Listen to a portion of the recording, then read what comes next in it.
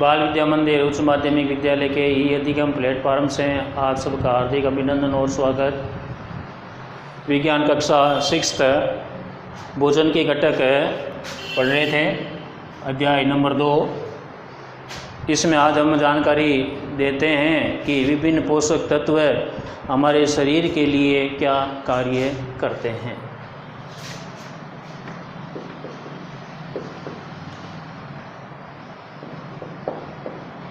विभिन्न पोषक तत्व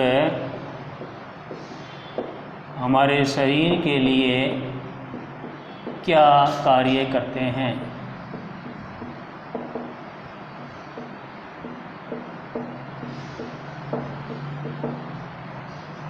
पोषक तत्व पढ़ चुके हैं, भोजन के घटक पढ़ चुके हैं, कार्बोहाइड्रेट, प्रोटीन, वसा, विटामिन, खनिज, लवण। ये पोषक तत्व हमारे शरीर के लिए क्या कार्य करते हैं, शरीर में इनका क्या काम है। तो सबसे पहले अपन पढ़ते हैं कार्बोहाइड्रेट।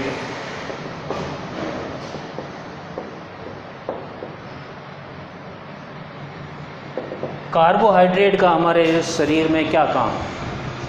ये हमारे शरीर को तुरंत ऊर्जा प्रदान करता है। यह है हमारे शरीर को ऊर्जा प्रदान करता है।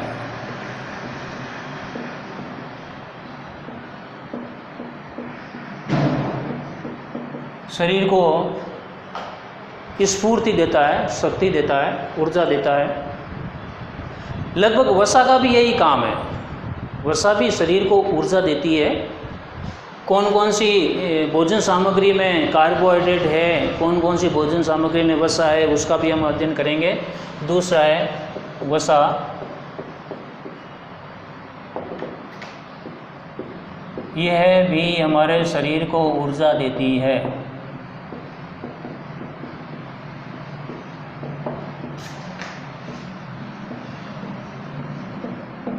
ऊर्जा देती है, शरीर को सुडौल बनाती है।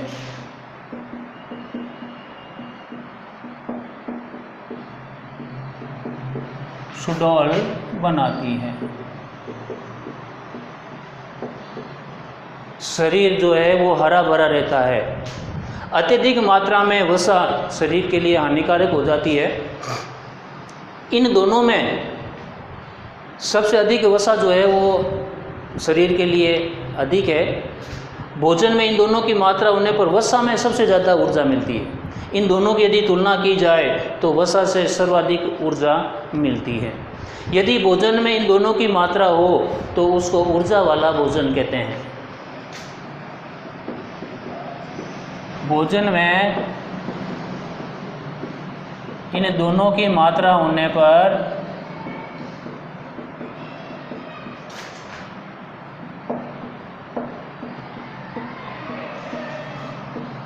ऊर्जा वाला भोजन कहते हैं। ऊर्जा देने वाला भोजन कहते हैं।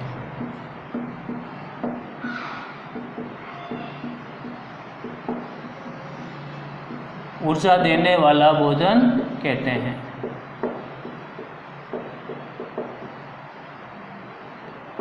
यानी इन दोनों से हमें ऊर्जा मिलती है, एनर्जी मिलती है। अब कौन कौन सी वस्तुओं में, भोजन सामग्री में कार्बोहाइड्रेट है, कौन कौन सी भोजन सामग्री में वसा है, उसका मैं आपको यहाँ पर एक चित्र से समझाता हूँ। कार्बोहाइड्रेट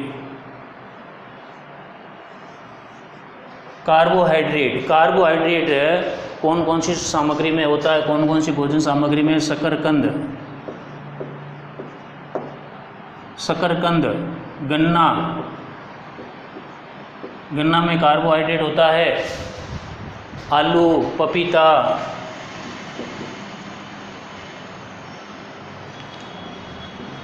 आलू में, पपीता में कार्बोहाइड्रेट होता है। तरबूज, मक्का, बाजरा, गेहूँ, चावल, आम, इन सब में कार्बोहाइड्रेट होता है। तरबूज, आम, चावल, गेहूँ, ये कार्बोहाइड्रेट के स्रोत है। मक्का और सबसे जो अंत में है वो है बाजरा। इन सब में कार्बोहाइड्रेट, ये सभी कार्बोहाइड्रेट के स्रोत है। इनमें कार्बोहाइड्रेट की मात्रा होती है। कार्बोहाइड्रेट स्टार्च युक्त भी होते हैं, मांड युक्त भी होते हैं और शर्करा युक्त भी होते हैं। चावल है वो मांड युक्त, जिसमें मांड होता है, मांड युक्त कार्बोहाइड्रेट है। गन्ना शर्करा युक्त कार्बोहाइड्रेट है, स्टार्च इसमें पाया जाता है। आलू में स्टार्च होता है, तो ये कार्बोहाइड्रेट के स्रोत है। अब हम वसा के कौन कौन से स्रोत है वो पढ़ते हैं। वसा के स्रोत, वसा किन किन में पाई जाती है, किन किन कौन कौन सी भोजन सामग्री में वसा पाई जाती है या वसा मिलती है। वसा जिसको फैट कहते हैं, वसा का परीक्षण भी हमने पढ़ा है। वसा चिकनाई युक्त होती है और तेलीय होती है। तेल के जितने भी स्रोत है या चिकनाई वाले जितने भी स्रोत है वो सभी वसा में आते हैं। तो सबसे ऊपर पहले सरसों, सरसों के तेल में, मूंगफली के तेल में,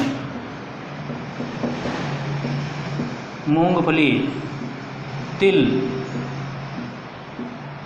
ये जिनसे तेल प्राप्त होता है। नारियल है, सरसों है, मूंगफली है, तिल है, नारियल है। ये सोयाबीन है, गिरी है, सोयाबीन और गिरी। गिरी यानी ऐसे जो सूखे मेवे होते हैं जिनसे तेल निकलता है, जैसे बादाम है, बादाम की गिरी, उनसे तेल निकलता है। ये वसा के स्रोत है। ये जितने भी वसा के स्रोत है, ये स्रोत पादप वाले स्रोत कहलाते हैं। पादप वाले स्रोत है जिनसे वसा मिलती है। पेड़ पौधों वाले स्रोत है जिनसे वसा मिलती है। अब यहाँ पर जंतुओं से जो हमें वसा मिलती है, दूध, मांस, ये जंतुओं के वसा के स्रोत है। मछली, घी,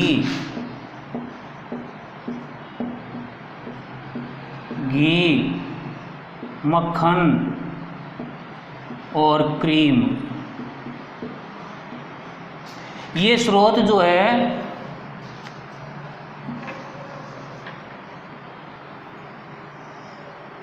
ये स्रोत जंतुओं के स्रोत है। जंतुओं से प्राप्त वसा, जंतुओं से प्राप्त वसा, दूध, मांस, मछली, घी, मक्खन, क्रीम, जंतुओं से प्राप्त होने वाली वसा है। और ये वाले जो वसा के स्रोत हैं, पादप से प्राप्त वसा, पादप से प्राप्त वसा। तो आपको अच्छी तरह समझ में आ गया होगा कि वसा के कौन कौन से स्रोत है, कार्बोहाइड्रेट के कौन कौन से स्रोत है।